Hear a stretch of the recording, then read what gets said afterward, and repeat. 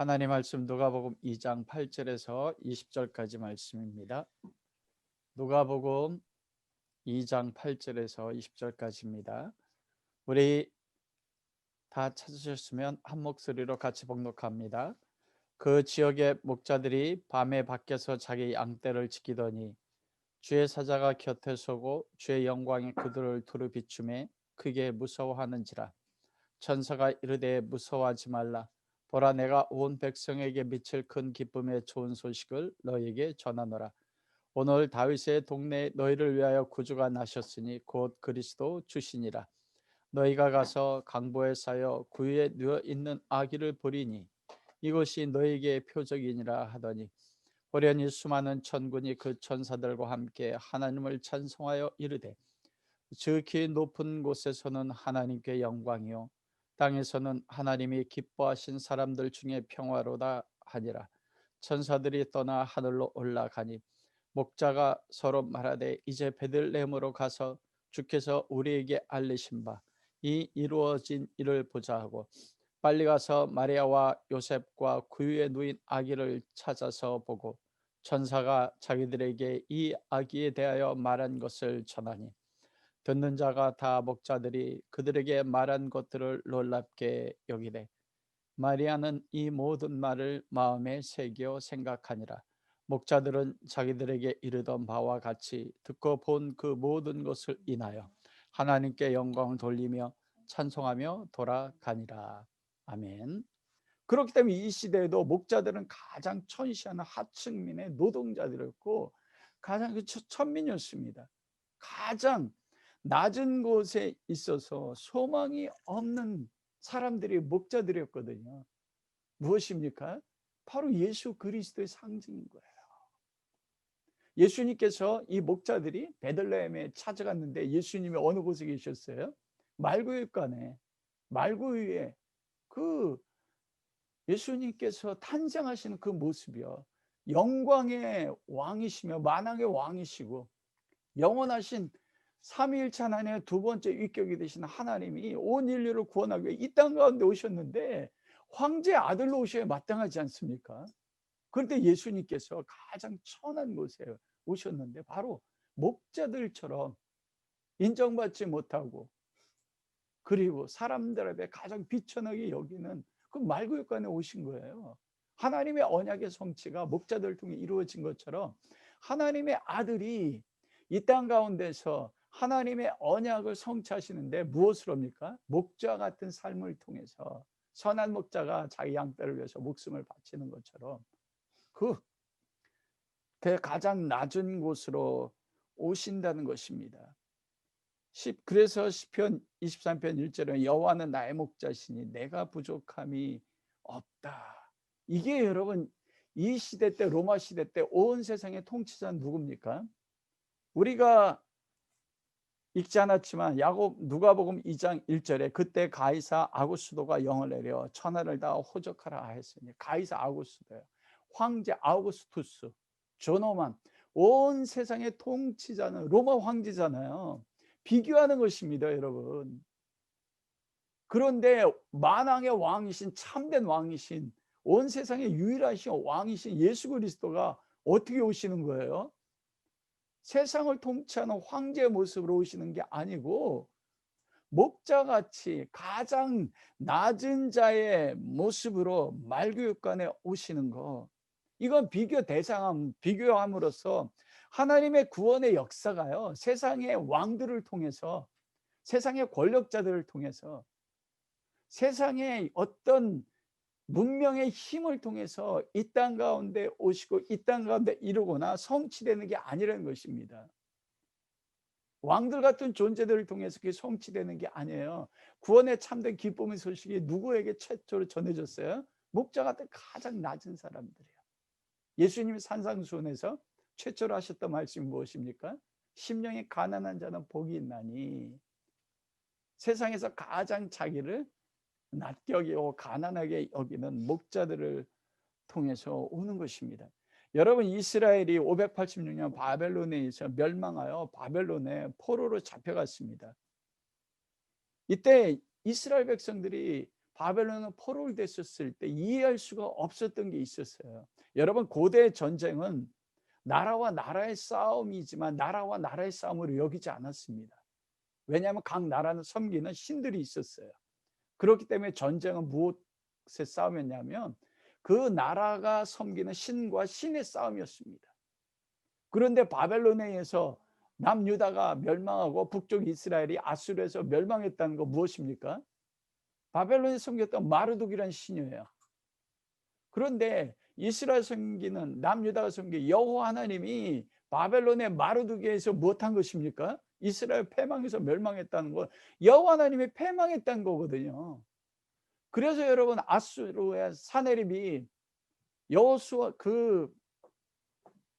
예루살렘을 포위했을 때 히스기야 왕에게 편지를 쓰면서 너희가 히스기야 왕이 여호와를 섬기고 여호와를 의지하라고 하는데 너희는 히스기야 왕을 믿지 마라.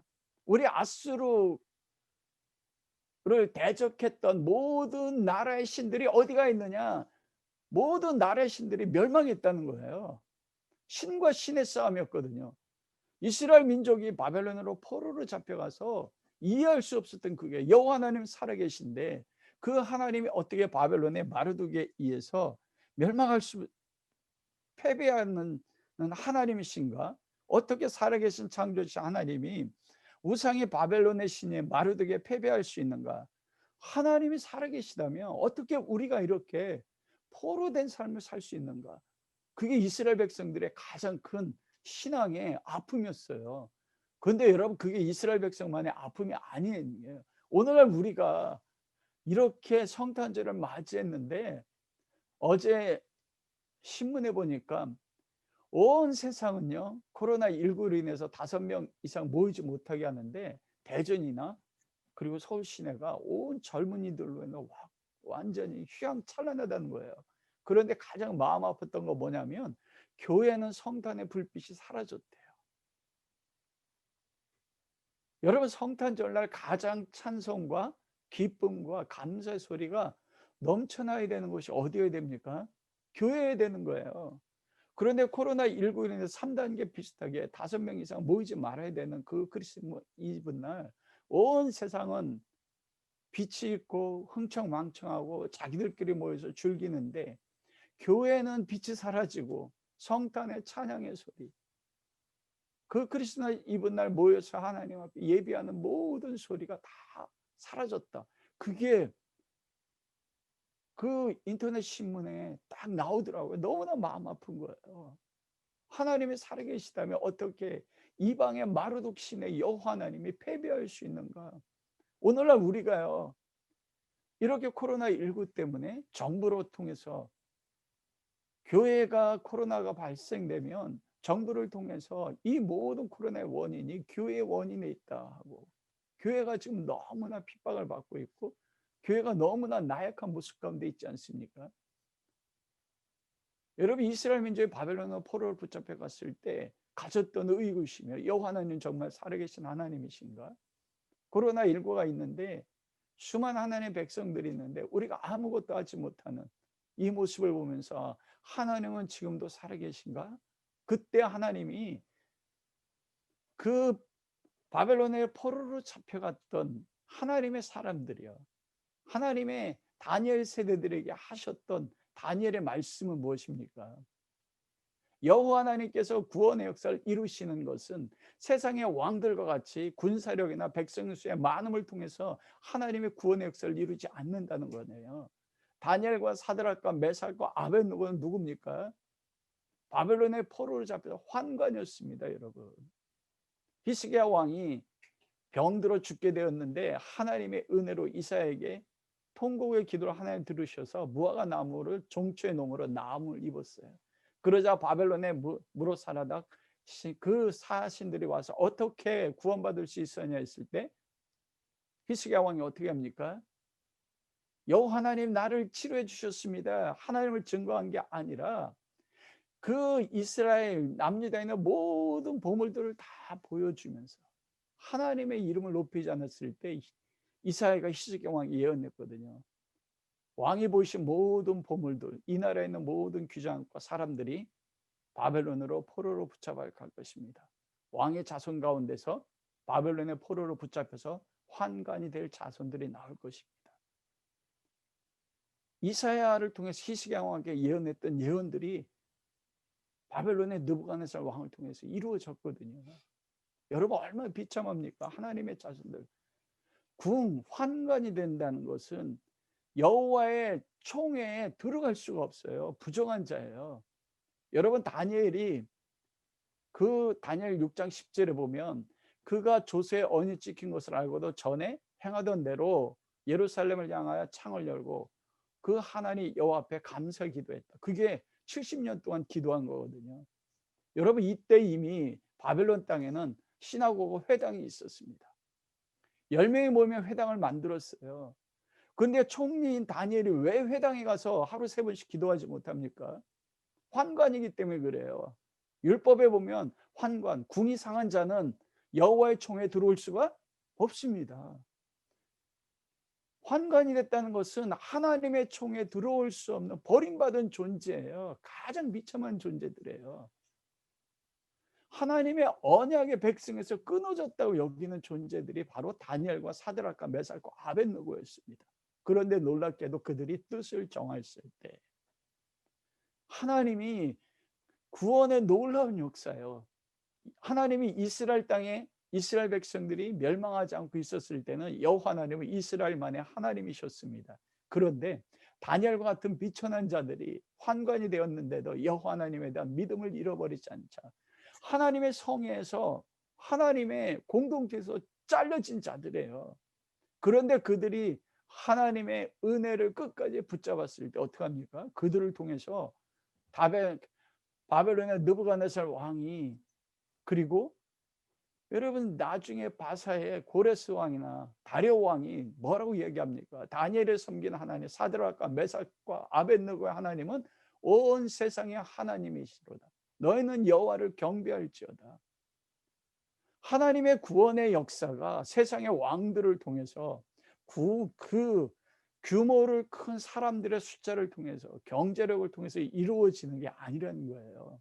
목자들과 같이 그리고 다니엘과 사드락, 메삭과 아벳느고가 같이 하나님의 총회에서 잘림받았다고 여기는 부정하게 여겼던 그 가운데서도 여호와 하나님을 붙잡고 의지할 때 여러분 그 무상이 뜨인들을 통해서 다 무너져 내리고 온 세상이 무엇으로 가득 찹니까? 뜨인돌로 가득 차는 그 하나님의 언약이 어떻게 성취됐는지를 다니엘들을 통해서 보여주신 것입니다. 목자들에게 하나님의 말씀이 최초로 구원의 그리스도의 복음이 증거된 게 무엇입니까? 온 세상에 하나님의 언약의 구약의 언약의 성취가 누구들을 통해서 증거된다는 거예요? 목자 같은 사람들이요. 세상 가운데 비천하게 여김을 받고 세상 가운데 가장 낮은 곳에 위치하는 것처럼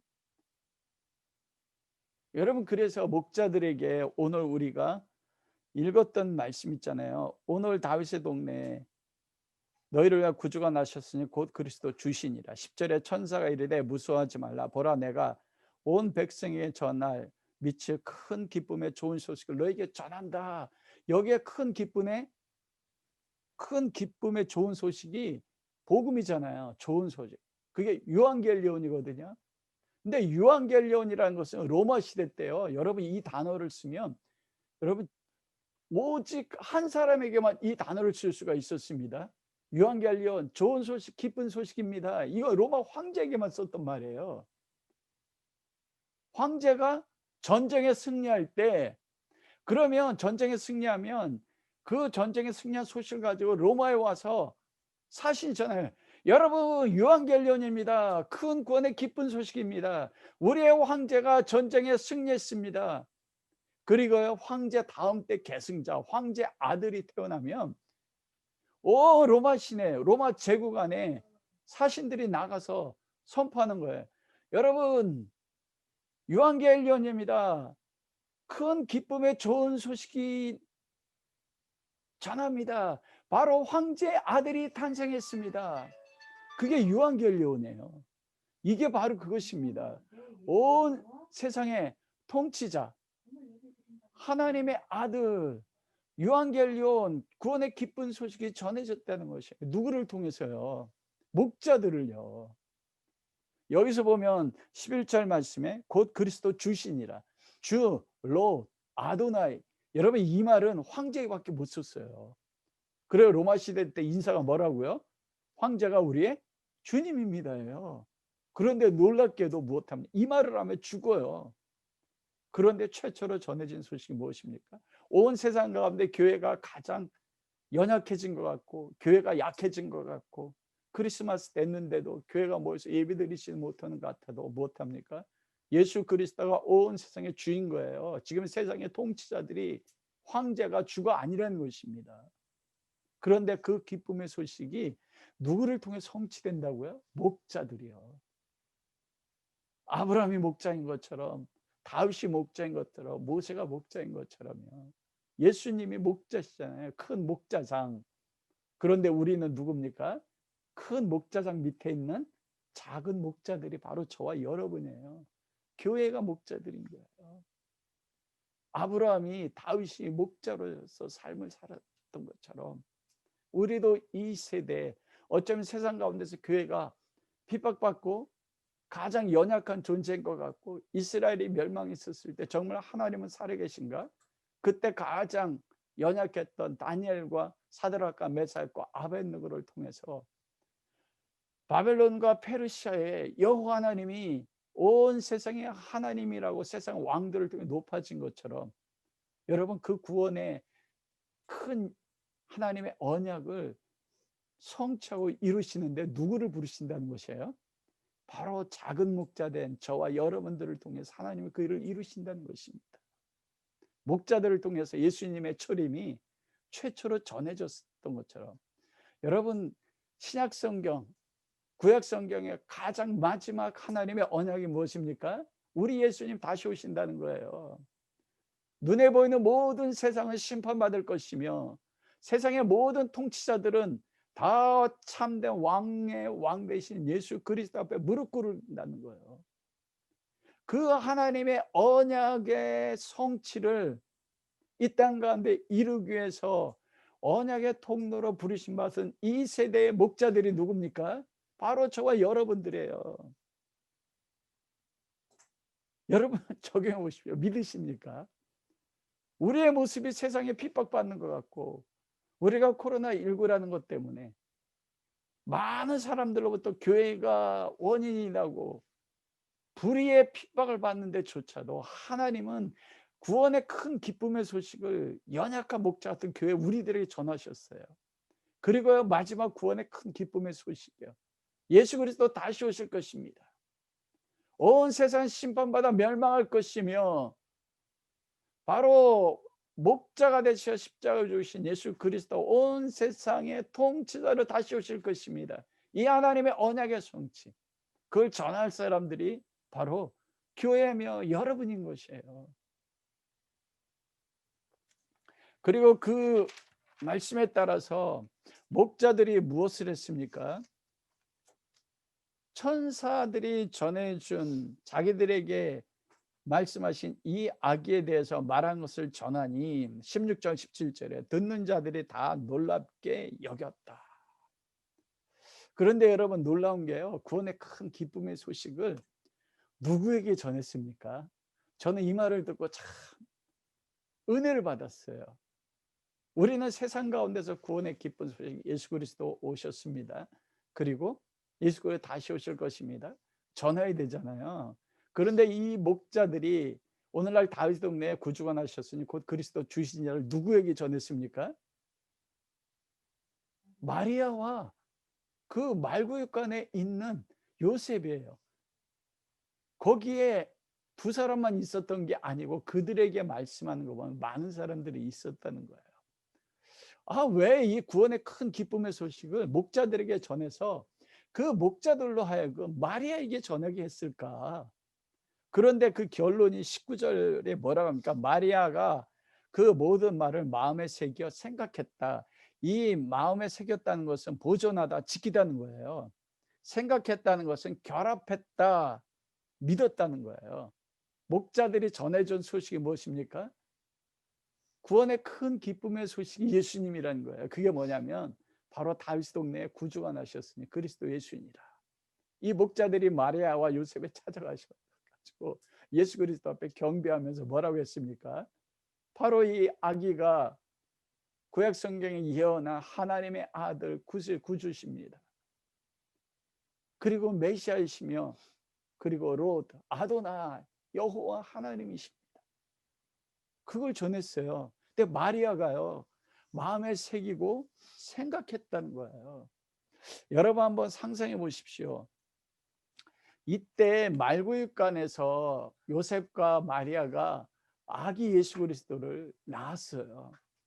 수태고지를 통해서 요셉이 마리아가 자기들에게 잉태된 게 성령을 통해 잉태된 하나님의 아들이라는 것을 믿었잖아요. 그리고 하나님 말씀에 따라 순종을 했어요. 왜 마리아에게 이 천사들이 복음을 전했을까? 마리아가 마음에 생각하고 새겼다. 이게 뭐냐면 마리아의 믿음이 견고해진 거거든요. 이 말구육간에 누인 아기가 정말 가브리엘을 통해서 요셉에게 가브리엘이 말한 것처럼 정말 하나님의 아들이었구나. 이게 다시 마음에 새겨진 거예요.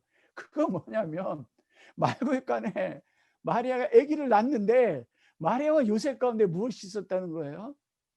하나님, 정말 하나님의 아들이고 하나님 말씀에 순종했는데, 그래서 베들레헴에 왔는데 베들레헴에 무엇이 없어요? 거처할 여관이 없어요. 하나님 말씀에 순종했는데, 말씀에 순종하면 어떻게 됩니까? 하나님이 마리아와 요셉을 위해서 무엇을 예비해야 돼요? 거처를 쳐서요. 더군다나 만산돼서 아기를 낳아야 되잖아요. 아기를 낳으려면 지금도 여러분 현대에도 아기 낳는 게 쉽습니까? 어렵습니까? 어렵습니다. 예전에는 저희 어머니들은 다 가정에서 낳았어요. 저도 병원에서 낳지 않았어요. 산파가 와서 시골에서 저희 어머니는 저를 냉방에서 낳았대요. 제가 1월 21일생이잖아요. 음력. 추울 때 낳았거든요. 근데 시집살이 해가지고 그 차가운 방에서 낳았다고요. 제가 이 말하니까 우리 딸이 뭐냐 불쌍해 그래요. 그런데요, 지금 시대 때도 아기 낳는 게 병원에서 낳는데 한 달 동안 몸조리 하잖아요. 그런데 하나님의 아들이 이 땅 가운데 오는 거예요. 처녀가 잉태했으면 돌에 맞아 죽는 목숨을 걸고 순종했어요. 그래 그 베들레헴 땅에 왔는데 뭐예요? 거처할 처소가 없어요. 거처할 처소 마구간밖에 없습니다. 여러분 그 마구간에서 마리아가 해산에 진통을 합니다. 요셉이 그것을 바라봐요. 태어났는데 이 하나님의 아들을 누일 곳이 없어요. 누일 곳이 뭐밖에 없습니까? 말구육간에가 없습니다. 저는 이 말씀 묵으면 너무 마음이 아팠던 거예요. 이때 마리아와 그 요셉의 마음이 어땠을까? 이스라엘 백성들이 포로로 잡혀왔었을 때 하나님 정말 하나님 살아계십니까? 정말 우리 하나님 맞습니까? 요셉은요, 마리아는요 순종했어요. 목숨을 걸면서 순종했어요. 아들을 낳는 삶이었어요. 우리도 못합니까? 하나님의 아들을 낳는 삶이 복음을 전하는 삶이잖아요. 하나님 말씀에 순종해서 하나님의 아들을 낳았는데 삶의 환경이 어떡합니까? 하나님이 예수 잘 믿으면 만사형통이라고 하는데 아닌 거예요. 그 누구도 노예도 말구육간에서 낳지 않습니다. 종들도 자식 낳을 때 말구육간에 낳지 않아요. 그런데 하나님 앞에 충성했는데 하나님의 아들이 태어나는데 가장 낮고 가장 극악한 환경 가운데서 해산에 진통을 하는 마리아 모습을 바라본 요셉의 마음이 어땠을까? 그 아들을 낳아서 누울 곳이 없어서 말구육 가운데 놓는 마리아의 마음이 어땠을까? 그런데 하나님이 그들에게 목자를 보낸 거예요. 천사들을 통해서. 그리고 목자들이 와서 아기 예수 그리스도 앞에 꿇어 경배하면서 요셉과 마리아 앞에 그들 앞에 여러분 우리가 천사들을 통해서 바로 이 아들이 온 세상에 전할, 황제에게만 전한 바로 온 세상의 유한겔리온입니다. 이분이 바로 성경에 약속하신 구세주시며 그리스도 예수 주님이십니다. 하나님이십니다 했었을 때 마리아와 요셉이 마음이 어땠을까? 세워지는 거예요. 우리 하나님이 얼마나 은혜로우신지. 여러분, 우리가 처음 가야 될 사람들이 누굽니까? 바로 교회 안에요. 예수 그리스도 믿어서 그리스도를 잉태했어요. 그래서 그리스도를 출산했어요. 낳았어요. 예수 그리스도 믿음에 따라서 복음의 소식을 전해서 우리를 통해서 영혼들이 출산했어요. 작은 메시아들이 탄생했어요. 그런데 우리 삶은 어떻습니까? 말고육간이에요. 주님 앞에 충성했는데 말고육간에 있어요. 그 교회 안에 정말 하나님이십니까? 그리스도를 믿어 거듭나서 순종의 삶을 살았는데 삶의 환경이 말굴간 같고 내가 낳은 출생한 자식이 말굴간에 누워있는 그 모습 때문에 아파하는 많은 영혼들이에요. 우리가 세워줄 사람들이 누굽니까? 바로 그런 사람들이에요. 우리의 환경이 예수 그리스도 영접하고 거듭났는데 예수님 내 안에 계신데,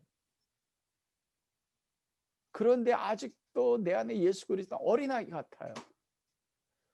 내가 그리스도를 믿고 순종하면 나에게 나타나시는 예수님은 성인이 되셔서 기적을 베푸시고 오병이어를 통해서 먹여주시고 바다를 걸으시고 풍랑을 잔잔케 하시는 예수님이 되는데, 아무것도 할 수 없는 구유에 누우셔가지고 나에게 전혀 응답도 하지 못하시는 그런 그리스도의 아기 같은 예수님의 모습으로 나타나는 그런 성도들이요.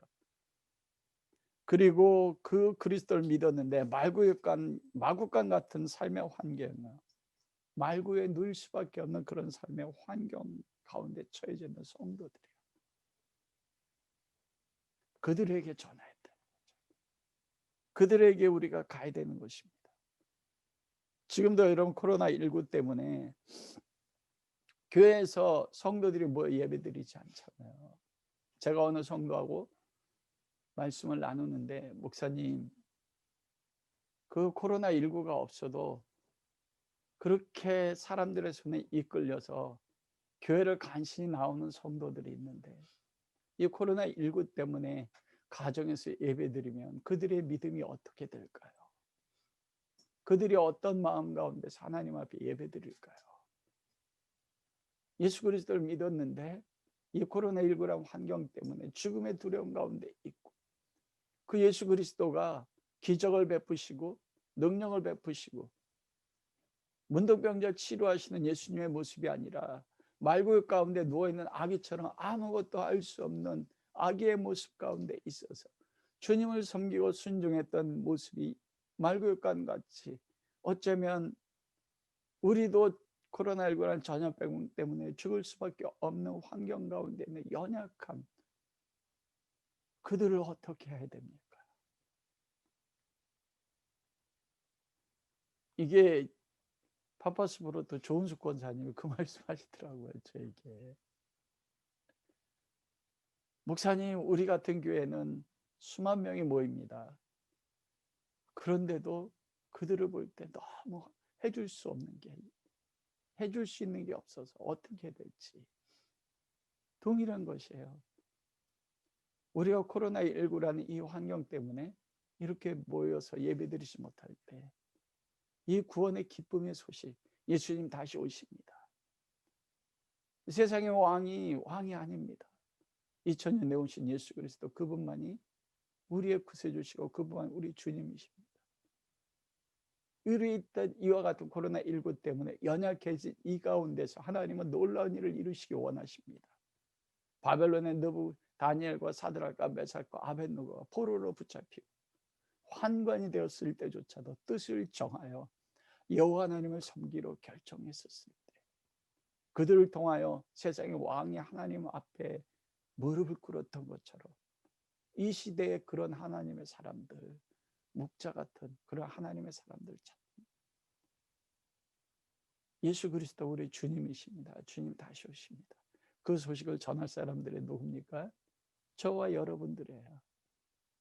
우리의 그 소식, 목자들의 구원의 기쁜 소식, 예수님 다시 오십니다. 그분만이 구세주입니다. 이 소리를 통해서 세워질 마뢰 같은 사람들이 있어요. 그 말씀을 듣고 마음에 새기고 생각해서 견고해진. 여러분 한번 적용해 보십시오. 여러분 주변에 누가 그런 사람입니까? 여러분 우리가 그 사람들에게 가고 있습니까? 하나님은 이 시대 코로나19가 때문에 교회 안의 모든 소망이 끊어졌다고 여기는 이 시대에 바로 저와 여러분들을 목자로 부르셨습니다.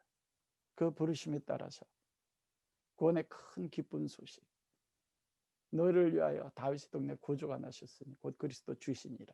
이 복음을 증거하고 그래서 세워줄 수 있는 그런 축복이 우리 모든 성도들 가운데 함께 할 수 있기를 예수 그리스도 이름으로 축원합니다.